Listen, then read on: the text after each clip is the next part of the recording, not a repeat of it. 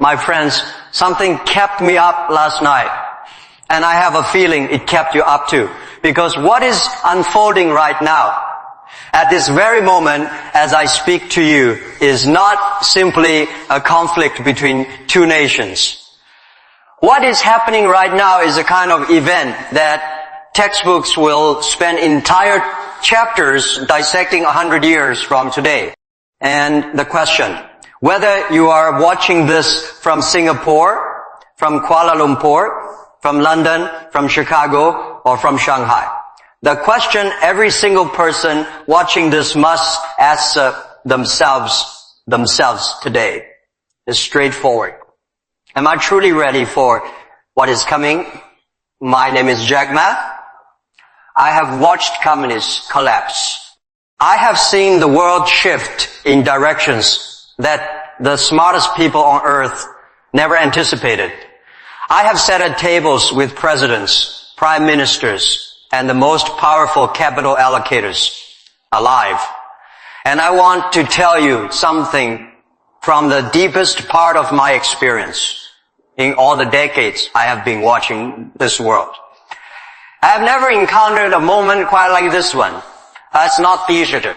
That is not alarm raising for attention. That is an honest assessment. And I have always believed that the only way to survive a hard reality is to look directly at it without flinching. So let us do that together on the 28th of February 2026, just 8 days before I am recording this. The United States and Israel launched what they designated operation. Coordinated, massive, unprecedented in scale. Strikes directed at Iran. Within hours, Iran's supreme leader was dead. 40 senior officials eliminated. The state broadcaster gone. Military command infrastructure destroyed. The IRGC headquarters struck. Iran's own parliament building hit while legislators were gathered inside to choose new leadership. The world woke up that Saturday morning and generally could not process what it was reading.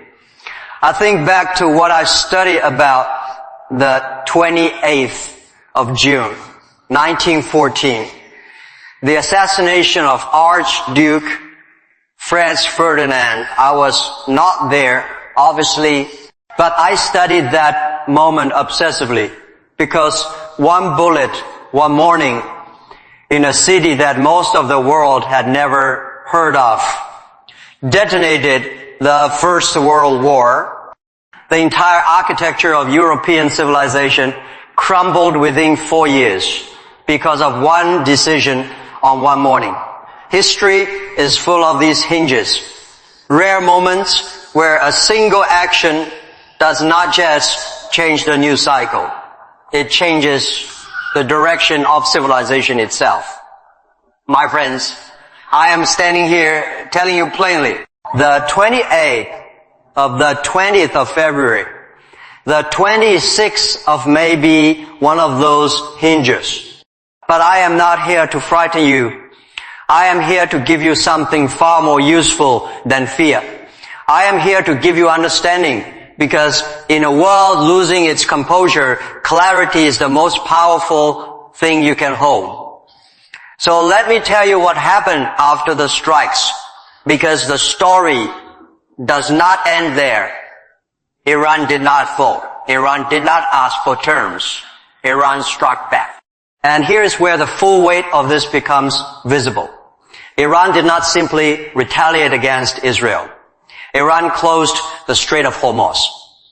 Now I want you to pause and truly absorb what that sentence means. Most people hear Strait of Hormuz and picture some distant waterway with little relevance to their lives. Let me give you the actual picture.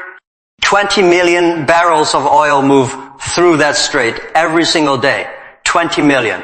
That is roughly 20% of everything the entire planet consumes daily, flowing through a passage that narrows to just 21 miles at its tightest point.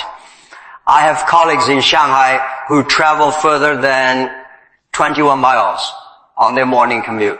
And through those 21 miles flows the energy that runs Chinese factories, Japanese hospitals, Korean car assembly lines, Singaporean refineries, Malaysian homes. Right now, that passage is effectively sealed. The major shipping operators, Maersk, CMA, CGM, Hapag, Lloyd, have suspended all transit insurance. Underwriters have withdrawn coverage entirely. Tanker captains are anchoring offshore and sitting on their hands. Vessel tracking shows near zero movement. Qatar, one of the planet's largest liquefied natural gas exporters, the country supplying up to 20% of Europe's gas, declared force majeure on its contracts and halted production. Qatar's energy minister looked directly into the cameras and said with complete composure that if this continues, it will bring down economies across the world. He was not being theatrical. He was being precise. Goldman Sachs told us this week that oil could reach $100 a barrel if shipping disruption through the strait persists for 5 weeks. Qatar's own minister suggested $150 if conditions deteriorate further. Now think about what that number means for your daily life, because nothing reaches your supermarket shelf without energy. Nothing, the food itself, the packaging around it, the truck that carried it, the cold storage that preserved it. Every single link in that chain runs on the energy that used to flow freely through 21 miles of water. That chain is now under direct threat. And here is what I find most strategically revealing, because I have always been someone who reads systems, not just headlines. The nations most exposed to this disruption are not in the Middle East.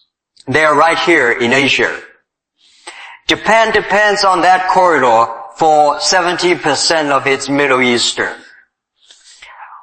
oil steady line. China pulls approximately 40% of all its oil imports through that passage. India sources roughly half its crude from that entire region. Singapore, where a significant portion of my audience is watching right now, is the world's third largest oil refining hub. Think about what that means. We in Asia built the most dynamic, fastest expanding economies in human history across the last 4 decades. We pulled hundreds of millions of people out of poverty.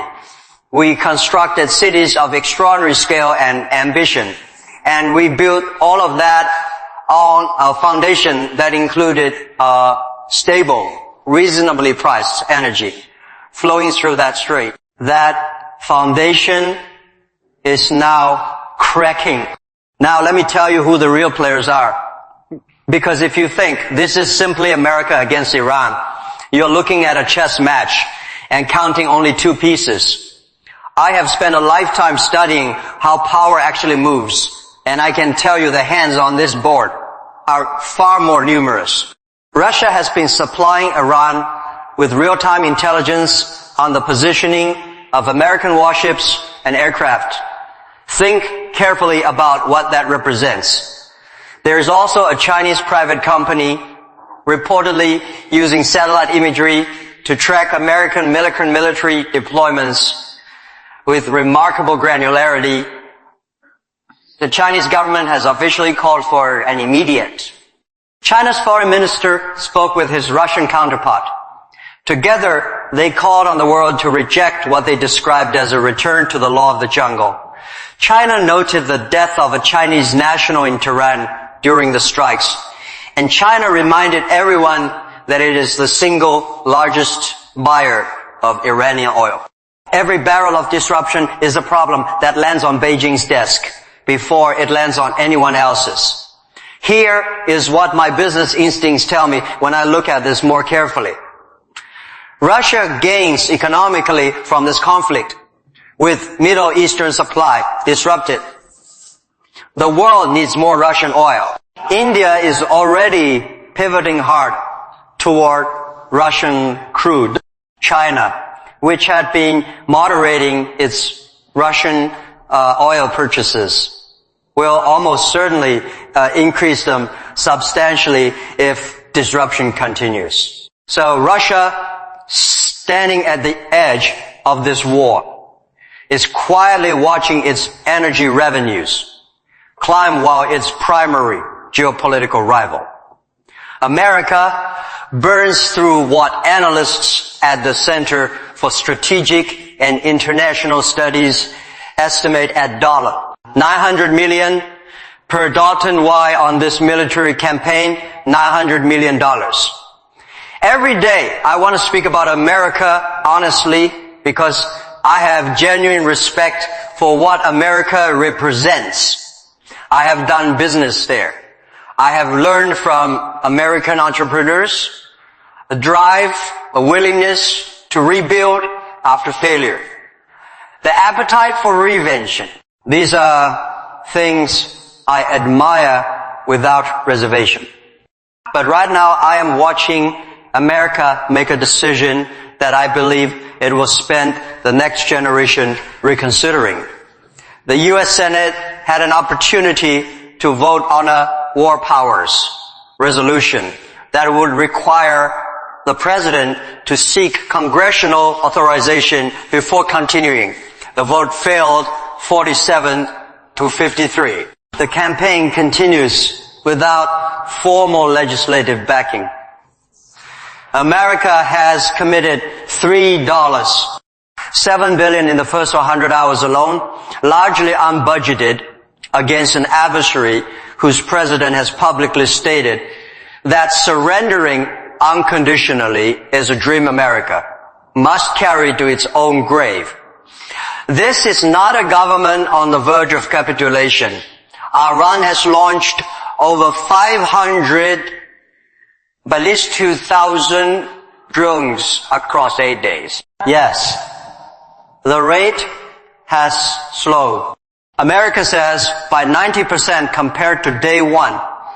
But Iran's military planners are clearly rationing. They are preserving capacity.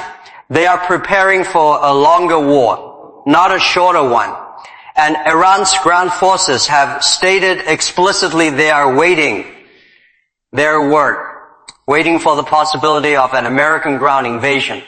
Iran has made clear that any such move would produce thousands of American casualties. These are not empty words from a government. In panic, Iran has fought proxy conflicts for 4 decades. They understand how to make an occupying force bleed by degrees. Meanwhile, Hezbollah has re-entered the fight. Lebanese fighters are striking Israel from the north. Israel has ordered evacuations of Beirut's southern suburbs. Lebanon's own government is issuing arrest warrants for Hezbollah commanders, but does not fully govern what is happening on its own territory. Iraq's Iran-backed militias targeted a major hotel in Erbil.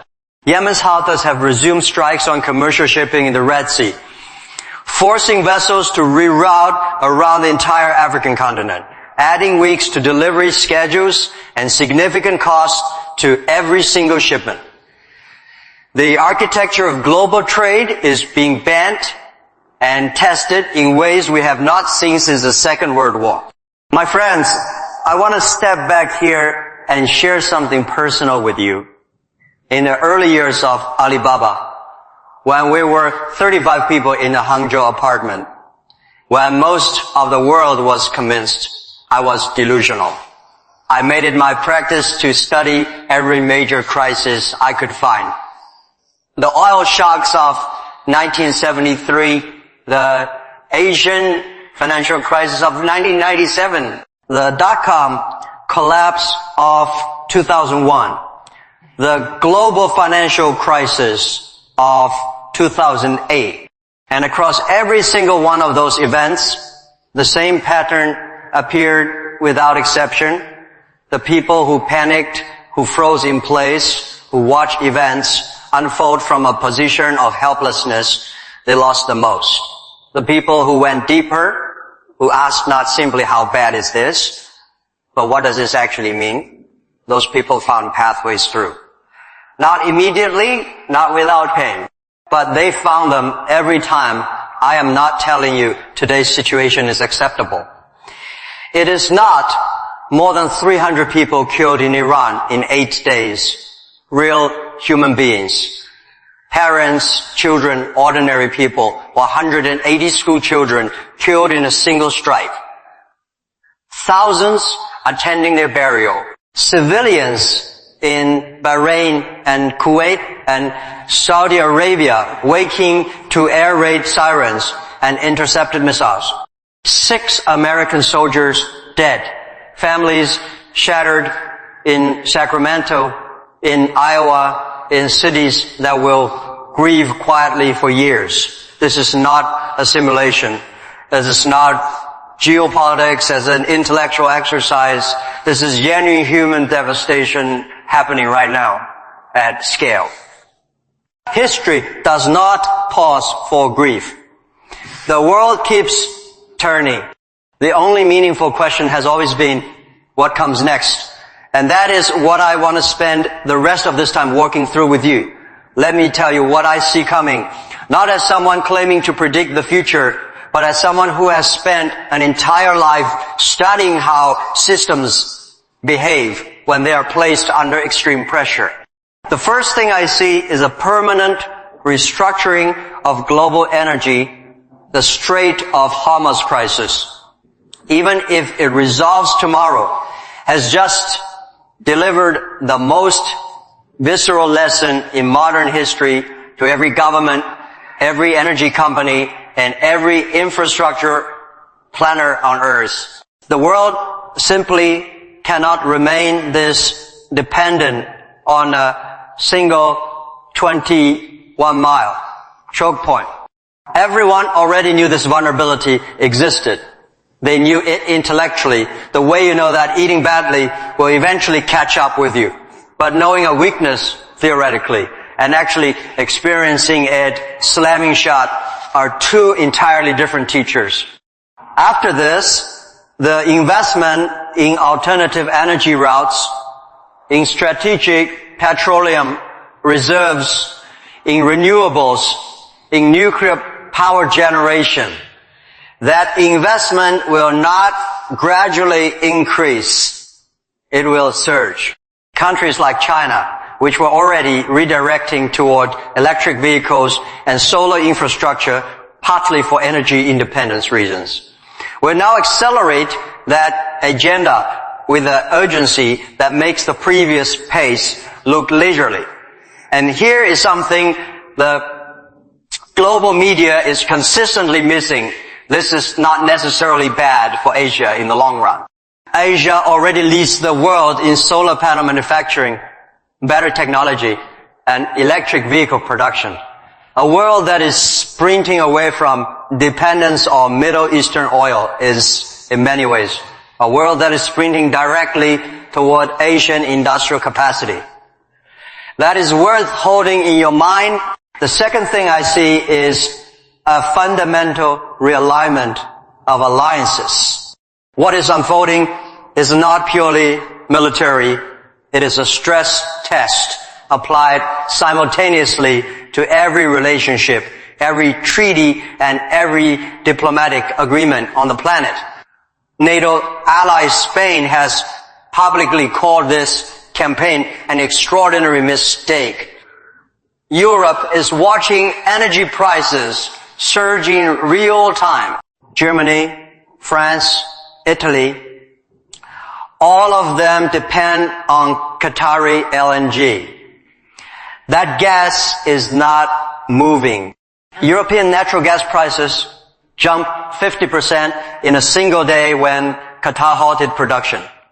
European leaders are going to face their own populations very soon with an extremely uncomfortable question. Why are we standing behind a wall that is making our citizens poorer by the week? That pressure will accumulate. It will reshape the political landscape of Europe in ways that no analyst has yet fully mapped out. China's position is the most strategically interesting of all. Officially, Beijing is neutral.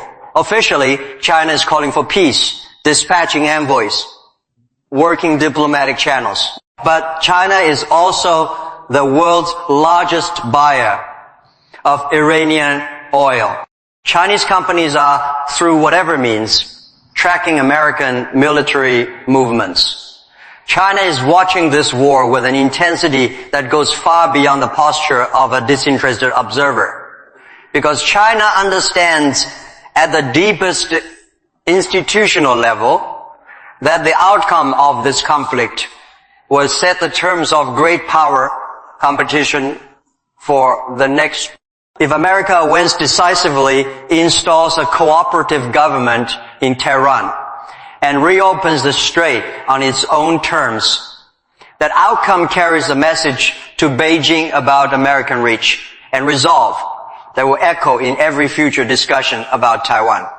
If America gets drawn into a prolonged campaign, if oil settles above $100 a barrel and the American economy begins to buckle under the weight of it, that outcome carries a very different message entirely. China is watching, and no country on this earth is more practiced at patience than China. Russia is managing its own war in Ukraine and has neither the bandwidth nor the appetite to intervene directly here. But Russia is supplying intelligence. Russia is benefiting financially. Russia signed a strategic partnership with Iran last year, not a mutual defense agreement. Russia has been explicit that it will not enter the fighting. But Russia is not neutral either. Russia is quietly, methodically positioning itself to extract benefit from every possible outcome. That is what experienced players, and then there is a question that the serious analysts are asking in private, but almost nobody is willing to raise in public. Iran's nuclear capability, the strikes targeted many military installations. They hit SP&D, Iran's organization for defensive innovation and research, the body widely believed to be the institutional home of Iran's nuclear weapons development program.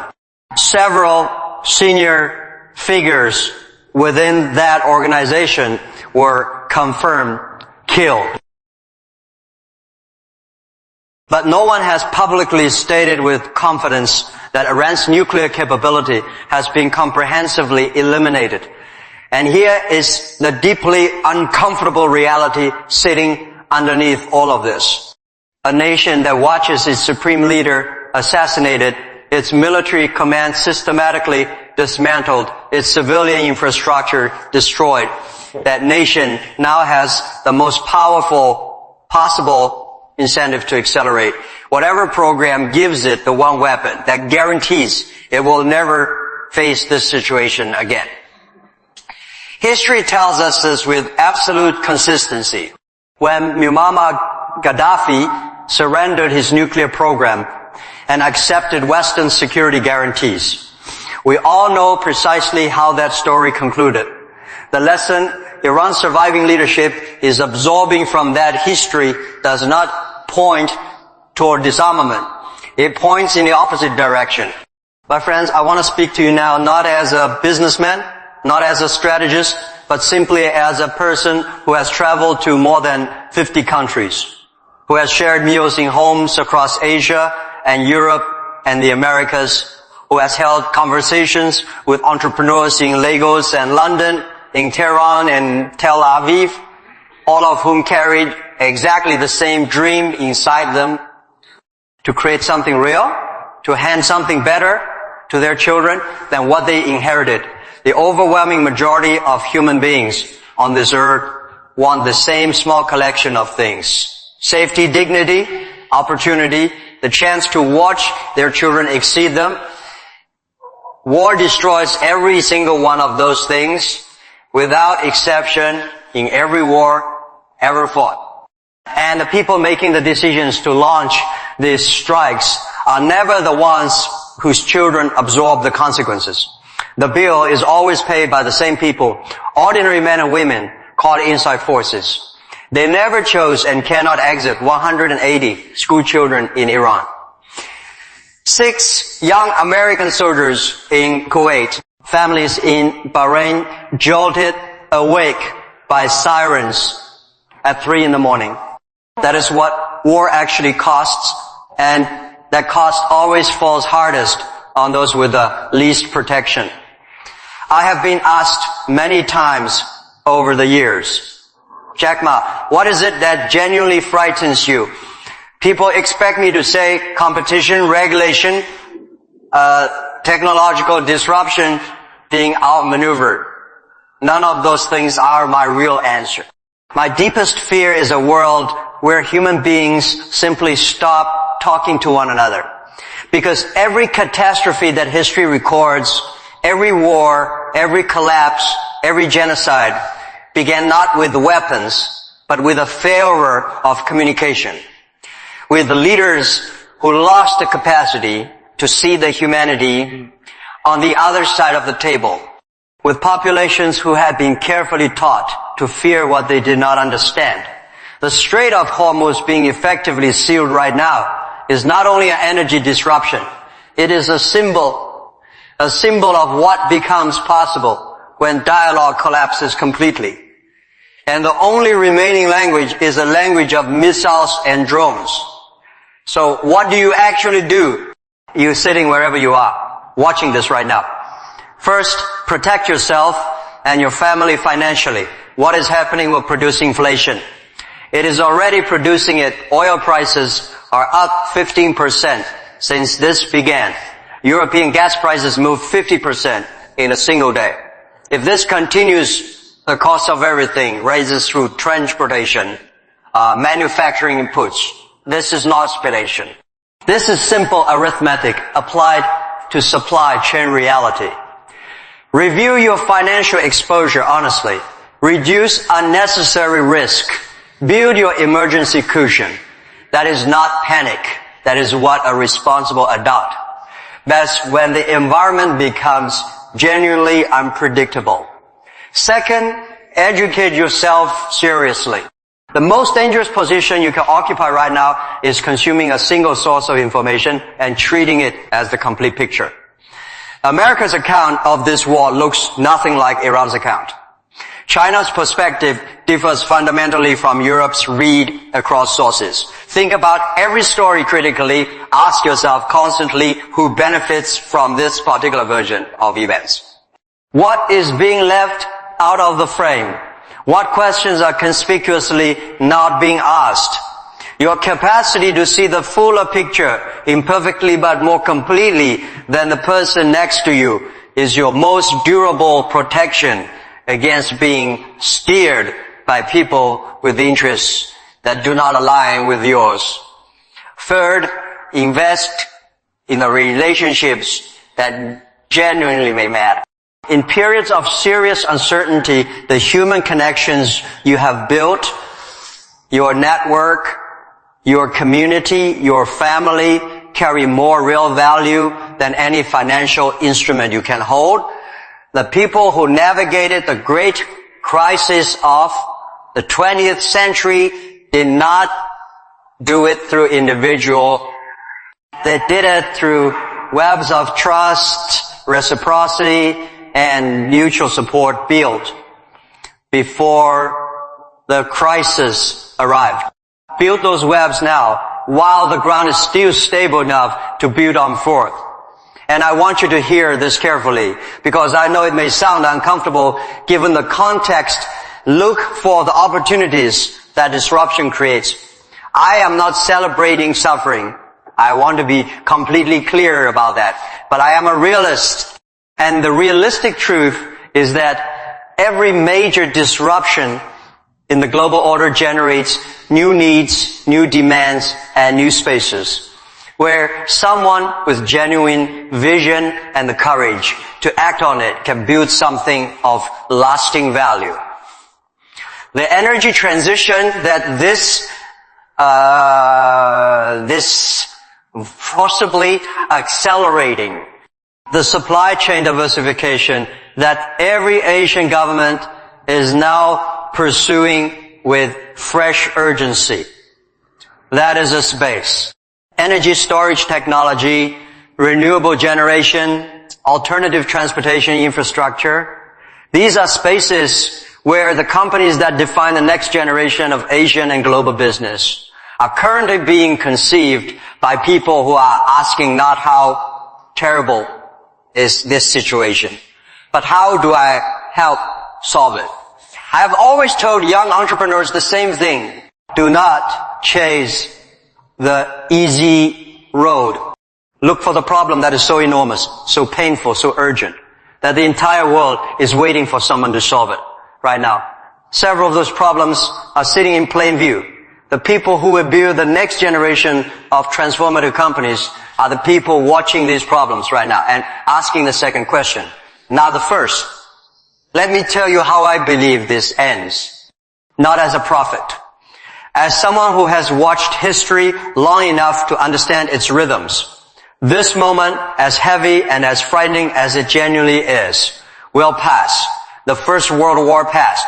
The Second World War passed. The Cold War passed. The Asian financial crisis passed. The pandemic passed. Human beings are extraordinary in ways that are easy to forget when everything is burning. We are capable of breathtaking cruelty, yes, but we are equally capable of resilience and creativity and compassion that you cannot anticipate in the dark middle of a crisis. Every generation that has faced wars to that history could deliver has also found a path through it. Diplomacy will locate an exit, not quickly, not cleanly, not without further cost. But it will find one, because the alternative, a world that fractures completely along the fault lines we're watching right now, is a world in which nobody wins. Not China, not America, not Russia, not Iran, not Iraq. Nobody. The global economy is too deeply interwoven. The consequences of genuine fracture are too catastrophic for every party involved. Rational self-interest almost always eventually prevails. I hold on to that word carefully, almost always, but I do hold on to it. What I am asking you to do today is to be the calm inside the storm. To be the person in your family, in your company, in your community who does not panic, does not freeze, does not surrender to despair or to the temptation of simple hatreds. Who understands what is actually happening at the structural level and uses that understanding to navigate, to adapt, and to keep building. The world needs that kind of person. Right now, far more than it needs additional missiles, far more than it needs additional speeches from people who will not pay the personal cost of the decisions they're making. It needs people who are grounded, genuinely informed, and courageous in the most important sense. The courage to think with clarity and act with wisdom while everything around them is coming apart. There is one more dimension I want to address directly, because I believe it is the one my audience in Singapore, in Malaysia, and across the broader Southeast Asian region most needs to hear. Southeast Asia has spent the last decade executing a genuinely brilliant balancing act between the United States and China. Asean countries built enormous prosperity by trading openly with everyone, committing firmly to no one and keeping every option on the table. That strategy has produced extraordinary results.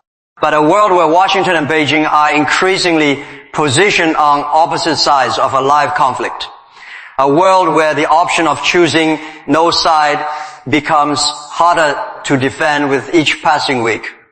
That is a world that tests the Asean model at its very foundation.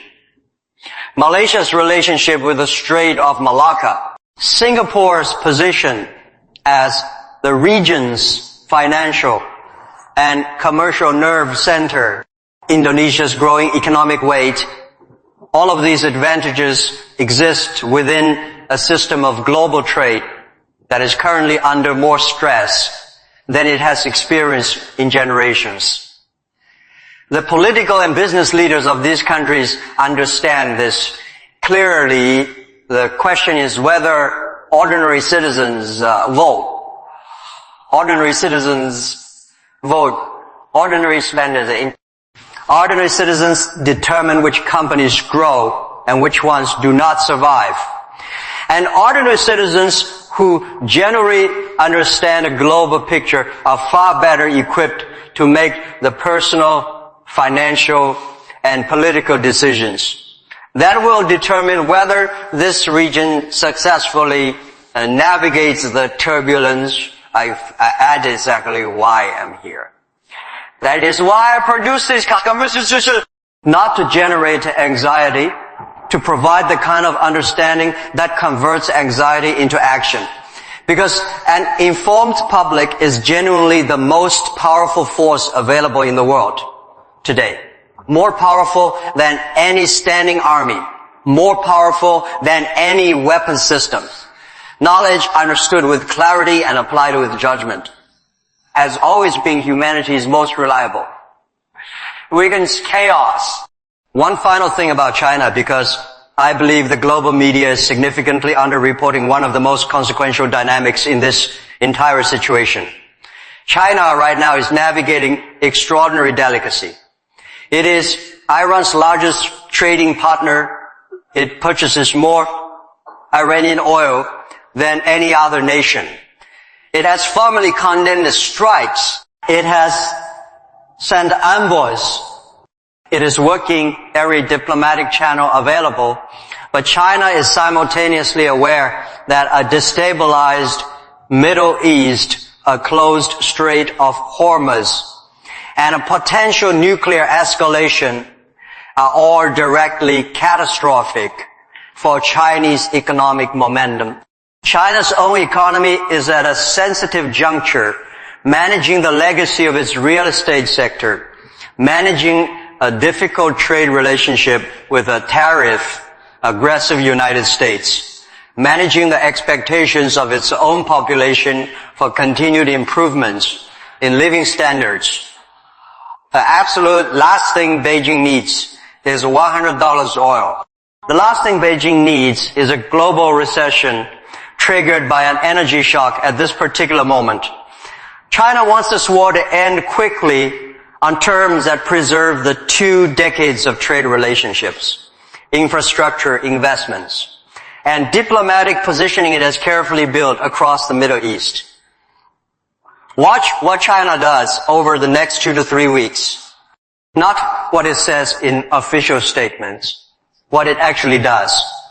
That will tell you more about how the deeper story of the 21st century will unfold than anything else you can observe right now. I have built my entire life on a single belief. The future belongs to those who prepare for it. Not to those who are the strongest today, not to those who are the wealthiest, to those who understand the direction the world is moving and position themselves along that trajectory before it becomes obvious to everyone else. 30 years ago, no one in the established business world genuinely believed China would become the manufacturing engine of the global economy. 20 years ago, no one believed that a group of teachers and English instructors in a Hangzhou apartment were going to build one of the largest companies in human history. 15 years ago, no one believed Asian technology companies would sit at the same table as Silicon Valley for global leadership. The people who read the direction of change before it was confirmed, who had the conviction to act on that reading, Those are the people who move history forward. You are watching this because you are one of those people. You want to understand. You want to be prepared. You want to see clearly when the picture is deliberately made confusing. That hunger, that instinct to know what is actually happening and what it actually means, that is the most valuable thing you carry. Guard it carefully. Feed it constantly. Act on it without waiting for permission. Be that person for your family.